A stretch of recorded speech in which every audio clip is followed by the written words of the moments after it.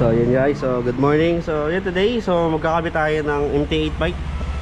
So ito, si Erickson yung ating magkakabit. And yun yung owner, si Michael. Siyempre taga-alalay, si Kenneth. So balik tayo. Pakinuha mo na ba? May naiwan dito malaki? MT8 bike. So guys, available to ng Click 125. So lahat naman na po ng motorcycles available tayo. So PM lang kayo sa akin. Sa gusto mag guys, siya original syempre. Legit tayo. Gasin niya? Hindi. Yung gasin niya. Tanong may ari eh. Oo. Siguro po nalulungan na. May buho na eh. Sobra ito. Gusto mo na So guys, palit tayo. bagay na sila mo. Stainless Lodi. Wala lang gas. Stainless Lodi. The greatest mechanic. Nabit ko na, alam mo. Di ba yan? Meron. Ko mamaya eh, Meron. MT. Pakitaan mo ng kapirasong montage. Yeah. Mamaya pag nakakabit na. Tsaka pag na-sprayan na. Oo. Ito mo naman guys, oh. Galing Padre Burgos pa yan, oh. Oh. Kasali yan, oh. Ito mo guys, galing ano pa yan, Padre Burgos. Ayan guys, oh. Legit yan. Yes!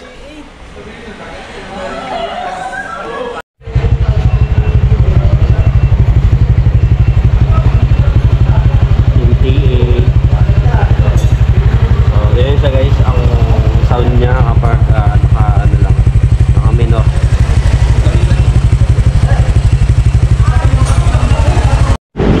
So ayan guys, so sound check tayo. Ayan, ito yung ating MT8 So itong inabil ni customer is stainless tip pala. So ito. So meron tayong titanium tip and flat look. So meron tayo yan. PM lang kayo guys ito. Siyempre original yan guys. Siyempre, sound check na natin.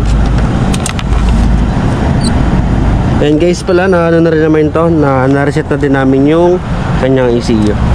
Sound check. So yun guys, so ano pa lang yan, minor pa lang.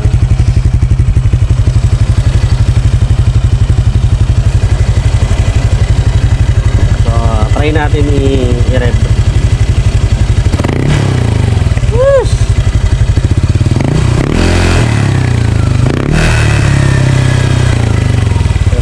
Ayan guys, so minor lang yan.